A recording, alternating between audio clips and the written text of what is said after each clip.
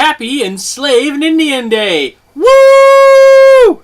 I say Indian today because when Columbus arrived in the islands off the coast of North America, he thought he was in the West Indies.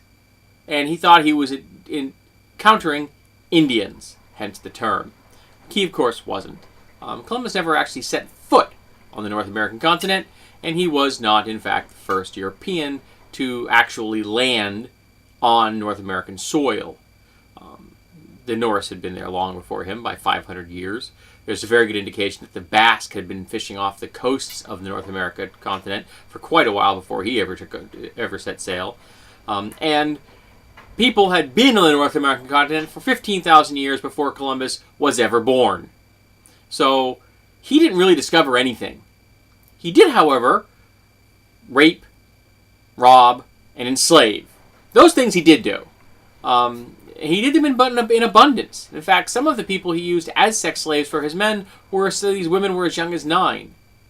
He enslaved people to throw into his gold mines, and he enslaved people simply because he needed information. You now belong to me, I need some information. In a modern parlance, he was an absolute dictatorial madman. He was a person that committed crimes against humanity. His atrocities were varied and myriad and revolting. And the fact that we have a holiday dedicated to him is disgusting. The fact that there are places in America called Columbus is revolting. There are statues of this criminal in America that people are supposed to be all excited about. He's particularly popular among Italian Americans because they see him as being Italian, even though he would have considered himself being Genovese. He wouldn't have seen himself as being Italian. He robbed from his own men. He told his men that the first person to sight land would earn a year's wages. And when the first sailor saw it, Columbus said, no, I saw some light over there yesterday. So he robbed from his own men. He denied them the reward that they had earned. He was a horrible, horrible captain, terrible governor, and an atrocious human being. And yet, he is widely lauded across the world as a great discoverer. He didn't discover anything.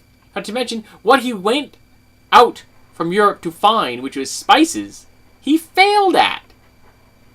The one thing he did find, which was chili peppers, he failed to take advantage of the fact of how incredibly useful they are. He missed that one, folks. He was a failure on all accounts. And at one point, he was actually in shackles and brought back to Spain. He was eventually pardoned because, he was able to influence his way out of that. He seems to have been a really good con man.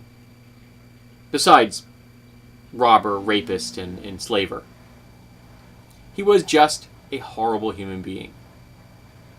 And the fact that he felt entitled to steal, to rape, to enslave with impunity, and spread false rumors that the natives that he discovered on the islands were dog-faced and cannibals and savages, when there's no indication that this was true, is another atrocity.